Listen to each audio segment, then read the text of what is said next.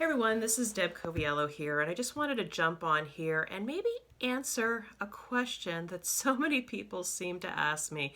They get me, they see me on social media, but then they say, well, what is it exactly does the drop-in CEO do?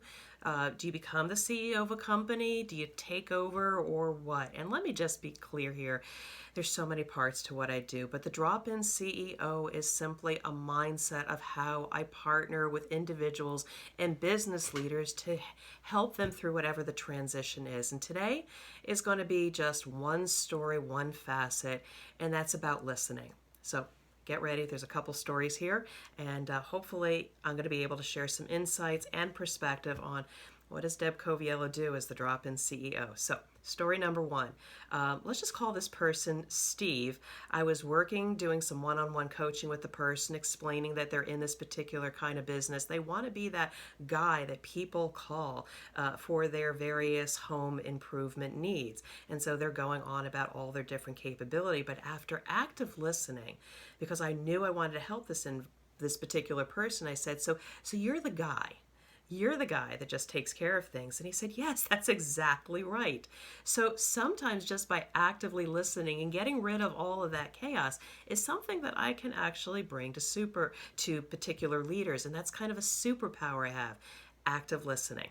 And that's something that so many leaders and businesses need to really develop. It is rooted in my lean and Six Sigma operational excellence methodology that I've learned for over the years.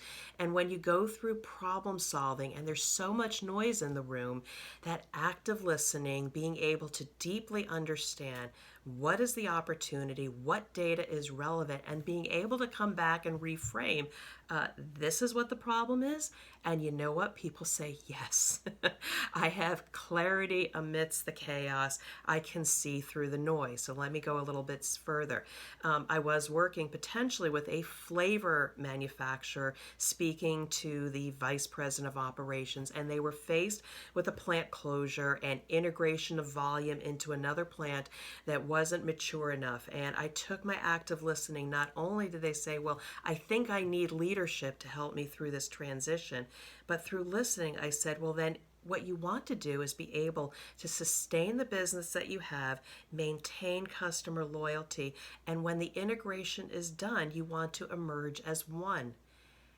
And I caught the person off guard. I said, yes, that's what we'd like to do. And so put aside, well, I need to maintain a certain service level performance, not have customer complaints. Those are tangible metrics and performance indicators, but they're not necessarily the outcome you want to achieve. So that's what I do. I listen to senior leaders, vice president of operations, CEOs, plant managers, and hear them actively listen into what they need. And that's how we move forward as the drop-in CEO.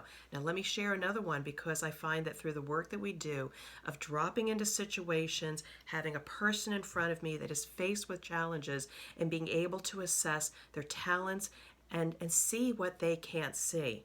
So I had one particular coaching client, an emerging leader in a flavors organization who was afraid of public speaking. We got to communicate as leaders, but they were afraid of public speaking. As soon as they would stand up in a room, even though they had a lot of good things to say, highly intelligent individual, as soon as they stood up, they became small. And so I just ask a lot of questions, and I say to them, well, what happens when we're having a conversation and we're sitting down? I said, I have no problem. I said, why don't you think about the next time you deliver a presentation and sit down? It goes contrary to what people say. But there's nothing wrong in this day and age, especially when you're on a Zoom call, to sit down and give your speech. If that provides the grounding that you need to be confident and be able to come forward to communicate your messages, why not do it that way with public speaking?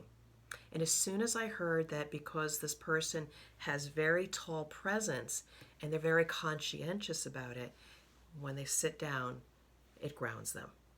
And that's what active listening and seeing people for who they are is what the drop-in CEO does. Now, there's so much more that I do for businesses and individuals, but let me leave it with that. Active listening. It's my superpower, and my call to action for you is think about it when you're in a situation. How much time do you spend speaking, and how much time do you spend listening? I coach my one-on-one clients to say you should be only speaking about 30% and listening 70%, because when you give yourself the time and place to be present and really listen and see the people and hear and see the messages in between, can you then come forward, not react, but pause and think and come forward and be able to reframe and say, I think this is what I see the problem or opportunity is. Your leadership goes up many levels because they think you're a great speaker when actually you're a great listener. So if you want to hear more tips and tricks from the Drop-In CEO, that's myself, Deb Coviello. I am the owner of Illumination Partners, but the Drop-In CEO is a mindset. It's how we partner with individuals and use our skills to be able to help them through whatever the crisis, the challenge, the chaos that they're going through, and give them clarity and peace of mind. I'd love to talk to you, so let's just jump on a free 15-minute call. Let's just get to know each other. What are your opportunities or challenges?